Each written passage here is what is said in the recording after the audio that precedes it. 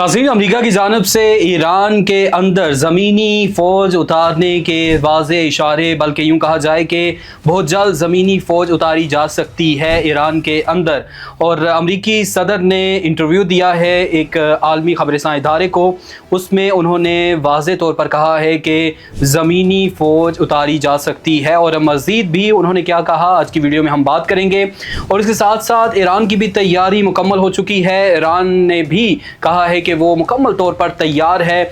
और ईरान में हमले भी हुए हैं इसराइल की जानिब से, जिसमें तब्रेज़ में जो केमिकल प्लांट था उस पर भी हमला हुआ, पेट्रोकेमिकल प्लांट पे हमला हुआ तब्रेज़ में। और इसके अलावा भी दिगर अहदाफ पर भी इसराइल की जानिब से हमले किए गए। और जवाब में कुवैत के अंदर भी हमला हुआ है, जिसमें एक इंडियन एहलकार की हलाकत हुई है।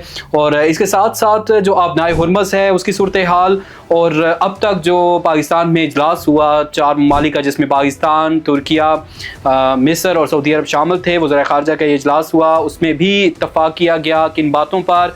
और पाकिस्तान ने बाज़ाबिता तौर पर ईरान और अमरीका से भी कुछ कहा है, और पाकिस्तान ने क्या कहा, और आगे चल कर क्या मुज़ाकरात इस्लामाबाद में होंगे अमरीका और ईरान के, या ये मामला अभी लटकेगा, क्योंकि सदर ट्रंप के बयानात कुछ और कह रहे हैं। इसी पर आज की वीडियो में बात करेंगे। वीडियो को आखिर तक ज़रूर देखिएगा। नए आने वाले नाज़रीन से गुजारिश है कि हमारे चैनल को सब्सक्राइब ज़रूर कर लीजिएगा। नाज़रीन, जो अमरीकी सदर हैं डोनाल्ड ट्रंप, उन्होंने जो ख़बरसां इदारा है, आलमी ख़बरसां इदारा फाइनेंशियल टाइम्स, उनको इंटरव्यू दिया और उसमें इंकशाफ किया गया है। बल्कि इंकशाफ किया, उन्होंने वाज़े किया कि ज़मीनी फ़ौज जो जज़ीरा है खार्ग, वहाँ पर उतारी जा सकती है। ये बड़ा स्ट्रेटजिक पॉइंट है।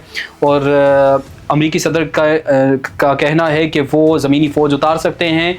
महदूद कार्रवाई हो सकती है, हदफी कार्रवाई हो सकती है, लेकिन जो है वो उस जजीरे पर वो कब्ज़ा करने का भी इरादा रखते हैं। साथ ही उन्होंने अपने मुशीरों को कहा कि ज़राए ये बता रहे हैं, जो अमरीकी हुकाम की जानिब से ज़राए ने दावा किया है कि अमरीकी हुकाम का कहना है कि अमरीकी सदर एक तरफ तो कब्ज़े की बात कर रहे हैं, खार्ग में ज़मीनी जो है वो फ़ौज उतारने की बात कर रहे हैं। इसके अलावा यूरेनियम अफजूदा जो 1000 पाउंड यूरेनियम है उसको हासिल करने की भी बात कर रहे हैं कि 1000 पाउंड जो यूरेनियम है उसको भी ईरान से मुंतकिल करने के लिए ज़मीनी फ़ौज उतारी जा सकती है। लेकिन साथ साथ अमरीकी सदर, जो अमरीकी हुकाम है, वो कह रहे हैं कि अमरीकी सदर मोहतात भी हैं कि इससे अमरीकियों की जानों को ख़तरा, यानी अमरीकी फ़ौजियों की जानें भी जा सकती हैं। ये ऑपरेशन आसान नहीं होगा।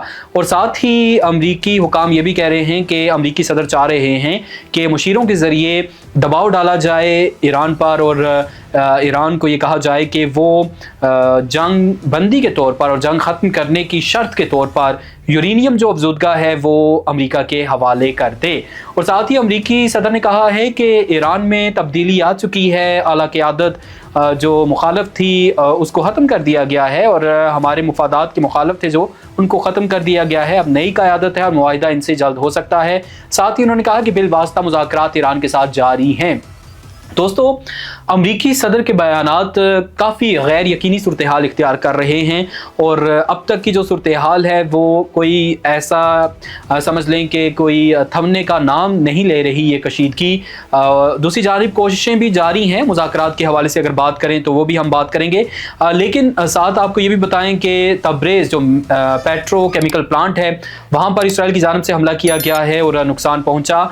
लेकिन फिर ईरान ने कुवैत में मौजूद जो पावर प्लांट है उस पर हमला किया, वाटर जो फिल्ट्रेशन प्लांट था उस पर भी हमला किया, जिस पर एक जो इंडियन एहलकार था उसकी जान गई है, तस्दीक हुई है। और ईरान की जानिब से अब ये भी कहा गया है कि वो जो अमरीकी इदारे हैं जो अमरीका की मलकियत में है वहाँ पर वो अटैक करेगा, चाहे वो सनती जोन हो। और साथ साथ मज़ीद भी ईरान ने अपने अहदाफ जो हैं वो ظاہر کیے ہیں۔ آبنائے ہرمز کی صورتحال بھی کافی کشیدہ ہے، لیکن پاکستان کو اجازت مل چکی ہے۔